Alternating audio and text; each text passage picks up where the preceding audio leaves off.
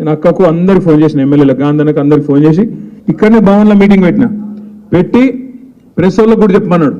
అన్న చెప్పన్నా జర ప్రెస్ వాళ్ళకు క్యాండిడేట్ నేనేం చెప్పు, ఏమైనా అనుమానాలు ఉన్నాయేమో జనంలో అన్నాడు.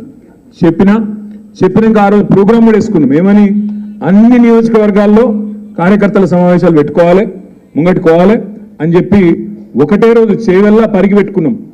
నేను ఇంకా ఆయన చెప్పిన మిగతాయి కూడా వస్తానండి, వికారాబాద్ వస్తా, తాండూరు వస్తా, మొత్తం తిరుగుదాం, బ్రహ్మాండంగా జోరుదారు పోయిన కాడిని దేవులాడుకోవాలి, ఎక్కడనైతే మనం ఓడిపోయినామో ఆడికెళ్ళే మొదలు కావాలని చెప్పి చేవెల్లా, పరిగి, వికారాబాద్, తాండూరు మొత్తం ప్రోగ్రాం వేసుకున్నాం. ఆయన కూడా బయటకు వచ్చి చెప్పిండు, నిలబడుతున్నా నేనే, నన్ను నిలబడమన్నారు, నిలబడుతున్నా, గట్టిగా ఉంటా అని మాట్లాడిండు. తర్వాత ఇద్దరం కలిసిపోయినాం. ఏడికి, చేవెళ్ళ పోయినాం, పరిగి పోయినాం ఒకటే రోజు. అక్కడ మన కూడా చౌరస్తా కాడ పట్నం మహేందర్ రెడ్డి కూడా కారు ఎక్కిండు, ఆయన ఎక్కిండు, ఈయన వచ్చిండు, ముగ్గురం కలిసిపోయినాం. పోయేటప్పుడు నేను చెప్పిన కార్లా మహేందర్ అన్నకు, నన్ను ఎత్తుకోపోలే సంతోషం.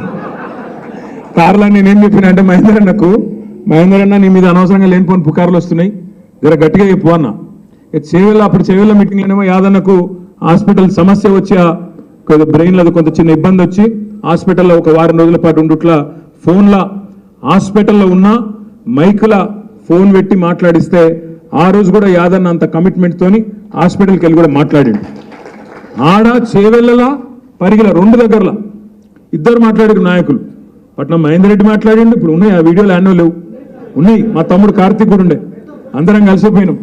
పోయి నాకంటే ఎక్కువ చంపారు కాంగ్రెస్ ఆ రోజు, పొల్లు తిట్టిండు ఇద్దరు. తిట్టడానికి ఇంకా గమ్మని చెప్తా మీకు.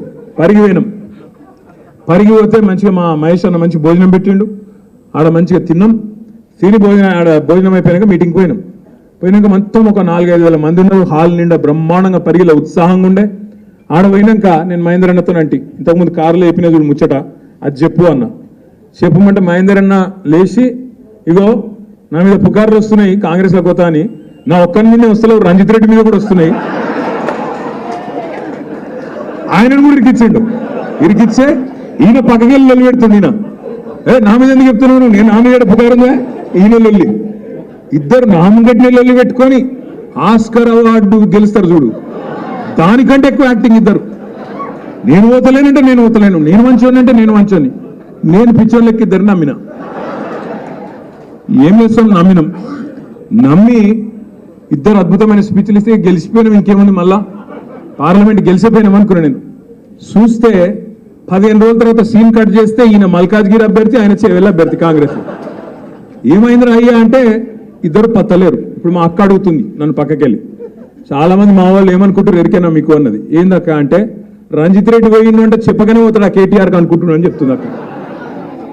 నాకు చెప్తే పార్టీలకి వెళ్ళి నన్ను ఓనిస్తానా, ఎట్లా ఓనిస్తా నేను? ఇంకొక మాట మాత్రం మా తమ్ముడు ఆనంద్ అన్నాడు, ఇక మిగతా మిత్రులు కూడా అన్నారు, ఒక మాట మాత్రం నేను మీకు ఇస్తున్నా. నేను 2018లో ఆనాడు విశ్వేశ్వరరెడ్డి గారు ఆ రాజకీయాల్లో లేనప్పుడు రాజకీయాల్లోకి పట్టుబట్టి తీసుకొచ్చింది నేను.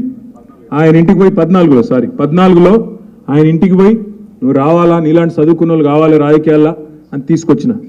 ఆయనకేం పుట్టిందో 18లో ఆయన జంపు, ఆయన కాంగ్రెస్లోకి పోయిండు. ఆ రోజు మళ్ళీ చెప్పిన, నువ్వు ఇలా కాంగ్రెస్లో కూతున్నావు, చేవెళ్ళ ప్రజల చైతన్యాన్ని తక్కువ అంచనా ఇస్తున్నావు, ఓడిపోతావు, నువ్వు రాసి పెట్టుకో అని చెప్పిన. ఓడగొట్టి ఆ రోజు మీరే గట్టిగా బుద్ధి చెప్పి ఆనాడు విశ్వేశ్వరరెడ్డిని ఇంట్లో కూర్చోబెట్టిండ్రు.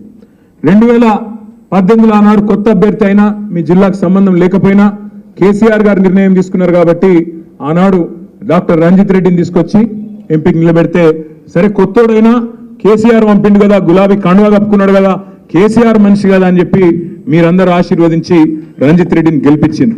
మరి ఈరోజు రంజిత్ రెడ్డి గారు చేసిన ద్రోహం బాధ ఎక్కడ అనిపిస్తుంది అంటే, ఎవడో బయటవాడు మోసం చేస్తే బాధ అనిపించదు. నీతోనే నీడలాగా తిరిగి, నీతోనే 24 గంటలు ఉండి, నీ పక్కనే కూర్చొని, నీతోనే అన్ని మాటలు చెప్పి, అన్ని మంచి మాటలు చెప్పి, కష్టకాలంలో ఉంటామని చెప్పి మాటిచ్చి, అక్కడ కేసీఆర్ గారి కూతురు అరెస్ట్ అవుతుంటే ఇక్కడ నవ్వుకుంటూ తుమ్ముకుంటూ ఇద్దరు పోయి కండువా కప్పుకునే దృశ్యం ఏదైతే ఉన్నదో, తప్పకుండా దానికి బదిలా తీసుకోవాల్సిన బాధ్యత మన మీద ఉన్నది అనే మాట నేను మీకు విజ్ఞప్తి చేస్తా ఉన్నా. రాజకీయాల్లో అధికారం ఎవరికి శాశ్వతం కాదు, అధికారంలో శాశ్వతంగా ఎవరు ఉండరు.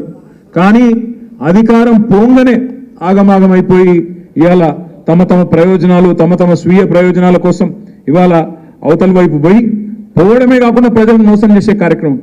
ఆయన మొన్న రంజిత్ రెడ్డి ఒక సోషల్ మీడియాలో ఒక పోస్ట్ పెట్టిండు. చందన్ వెల్లి నట రంజిత్ రెడ్డి మొత్తం పరిశ్రమలు తెచ్చిండట, యాదయ్య గారి సహకారం లేదట, యాదయ్య గారిది ఏం లేదట, మా తమ్ముడు అవినాష్ రెడ్డిది ఏం లేదట, మొత్తం రంజిత్ రెడ్డి పట్టుకొచ్చి అక్కడ పరిశ్రమలన్నింటినీ పెట్టించిన అని చెప్పి సోషల్ మీడియాలో చెప్పుకుంటా ఉన్నాడు. ఇంతకంటే సిగ్గుచేటు ఇంకోటి ఉంటుందా? దయచేసి మీరు ఆలోచించాలని కోరుతా ఉన్నా. ఇంకొక మాట కూడా నేను మీకు విజ్ఞప్తి చేస్తా ఉన్నా. ఆనంద్ చెప్పిన మాట ఏదైతే ఉందో, మళ్ళీ రేపు వచ్చి ఇదే పట్నం మహేందర్ రెడ్డి, ఇదే రంజిత్ రెడ్డి వచ్చి కేసీఆర్ గారి కాళ్ళు పట్టుకున్న మళ్ళా పార్టీలోకి రానియము అనే మాట కూడా నేను ఈ సందర్భంగా మీకు విజ్ఞప్తి చేస్తా ఉన్నా. వాళ్ళకు తప్పకుండా బుద్ధి చెప్పవలసిన బాధ్యత మన మీద ఉన్నది. వచ్చి కేసీఆర్ కాళ్ళు పట్టుకున్న మళ్ళీ అధికారంలోకి వచ్చినాక వాళ్ళని మాత్రం మళ్ళీ రానిచ్చే ప్రసక్తే లేదనే మాట కూడా నేను మీకు విజ్ఞప్తి చేస్తా ఉన్నా. ఇంకొక మాట కూడా నేను మీకు హామీ ఇస్తా ఉన్నా. ఇవాళ మా అన్న జ్ఞానేశ్వర్ అన్న ఇవాళ పార్టీ కష్టకాలం ఉన్నప్పుడు ముందుకొచ్చి అన్న నేనున్నా, మీరు అవకాశం ఇస్తే నేను నిలబడతాను ముందుకొచ్చిన ఒక ధీరోదత్తమైన నాయకుడు ఇవాళ మన జ్ఞానేశ్వర్ అన్న. గతంలో మీ అందరికి కూడా తెలుసు, బలహీన వర్గాల ముద్దు బిడ్డ, బడుగు బలహీన వర్గాల ఆశాజ్యోతి అని చాలా మంది గురించి మనం స్పీచ్లు ఇస్తుంటాం.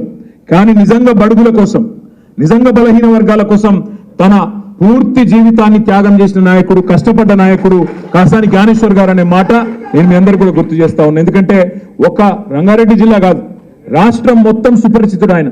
నేను ఒకసారి ఒక 15 ఏళ్ల కిందట నిర్మల్ పోయింటి, ఆనాడు ఆదిలాబాద్ జిల్లాలో నిర్మల్ నియోజకవర్గంలో. ఆ నిర్మల్ నియోజకవర్గంలో ఒక ఊళ్ళో ఒక జాయినింగ్ పోయిన 2008-9 ఆ ప్రాంతంలో పోయితే అక్కడ ఆనాడు ముదిరాజ్ మహాసభ యొక్క జెండా దిమ్మే, అక్కడ ఒక పూర్తి స్థాయి ఒక మొత్తం కమిటీ ఉండే. వాళ్ళందరూ వచ్చి కలిసి నాకు అన్న బీసీ డీలకి ఏలకు మార్చాలి ముదిరాజులని, మీరందరూ కూడా పోరాటం చేయాలంటే ఎవరు ఏలకెళ్ళి డీకెళ్ళే డీలకెళ్ళే అయితే వచ్చి అడిగిరు, చెప్తా అదే చెప్తాను. వచ్చి అడిగిరు, అడిగితే నేను అడిగితే ఎవరు ఆర్గనైజ్ చేశారు తమ్మి అంటే వాళ్ళందరూ చెప్పిండ్రు, అన్న మా నాయకుడు కాసాని జ్ఞానేశ్వర్ గారు రాష్ట్రంలో ఇవాళ బలహీన వర్గాలకు, అందులో ముఖ్యంగా ముదిరాజ్ సోదరులకు చాలా సేవ చేసిన నాయకుడు. ఇప్పుడు అన్న యాద్ చేస్తున్నాడు, అక్క గుర్తు చెప్తే అక్క అడిగితే చెప్తా ఉన్నాడు. అది కూడా చేపించిన అన్న బీసీ డీలకెళ్ళి ఏలకు చేపించిన ఆనాడే పోరాటం ఫలించింది. కానీ దురదృష్టవశాత్తు హైకోర్టు ఆనాడు కొంత సుప్రీంకోర్టులో అయిపోయింది, అది కూడా సుప్రీంకోర్టులో ఒక చిన్న చిక్కు వచ్చి ఆగింది. కానీ అది కూడా అయిపోయింది, తప్పకుండా మా పోరాటం ఫలిస్తుంది అనే మాట కూడా వారు చెప్తా ఉన్నారు. వారికి హృదయపూర్వకంగా మనం సపోర్ట్ కొట్టి అభినందనలు చెప్పాలని చెప్పుకుని నేను కోరుతా ఉన్నాను. ఈరోజు ఆయన కష్టకాలంలో మన కోసం వచ్చిండు.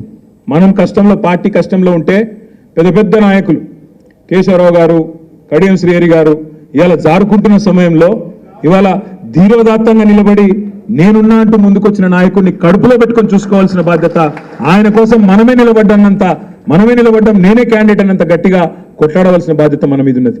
నిలబడ్డది చేవెళ్లలో కాసాని జ్ఞానేశ్వర్ గారు కాదు, నిలబడ్డది కేసీఆర్, నిలబడ్డది ఇవాళ అక్కడ నిలబడ్డది కేసీఆర్ అనుకొని కొట్లాడదాం.